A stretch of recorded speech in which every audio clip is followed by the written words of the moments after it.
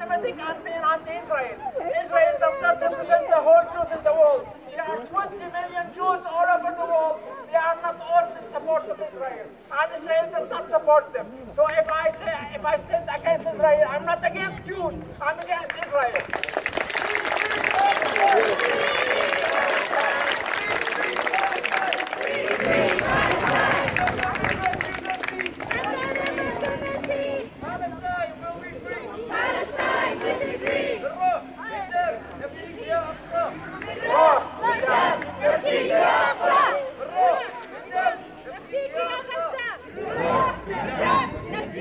My father and my grandfather came from Gaza. They walked by foot as children 40 years ago to become refugees in another country and were told there's no right to return to their home. Just like other people here, I've been following the media and I've been sharing certain hashtags to make an influence. There's no one that can't make a difference, even if it's a post or a hashtag. You can make a difference. Your voice will be heard.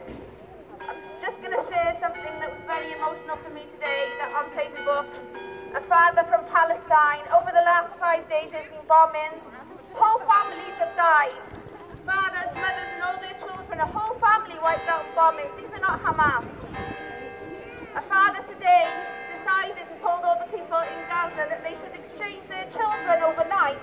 And this is what they're doing tonight. They're exchanging their children in hope when they're being bombed tonight that they'll wake up and at least they'll have one or two of their children alive by morning.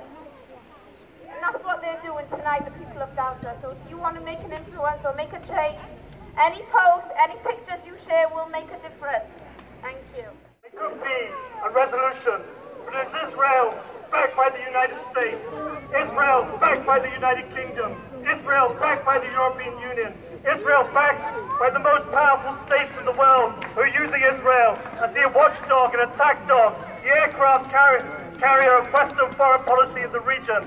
And that's why, alongside the hammer of the Palestinian resistance, we do need the anvil of international solidarity. And so, where are these belly dancing Arab leaders? It's clear that if the corrupt Arab regimes will not change, then the Arab masses will have to change the Arab regimes. Shame on you, Arab leaders! The road Shame on you, Arab leaders! The road to a liberated Jerusalem and a liberated Palestine runs through Cairo, Amman, Damascus and Beirut. And the only solution to the question of Palestine is revolution from one end of the Middle East to the other, to bring down the tyrants, the torturers, the butchers, the murderers, the dictators and despots who hold the Arab people in chains. But we don't live in the Middle East. We don't live in the Arab world. We live in Britain, where we're ruled by a Tory junta of public schoolboy billionaires. They arm Israel, they back Israel. So to free Palestine, we must first free ourselves.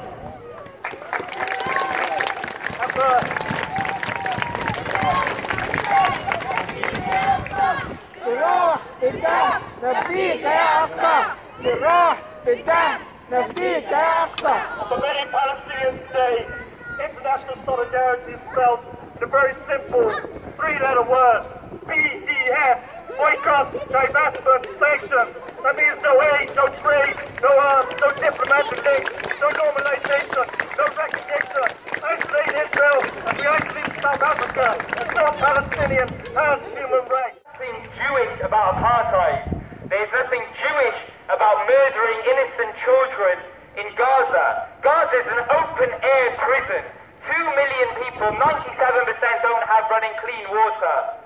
Gaza has a population, under 40% of the population is basically like teenagers, right?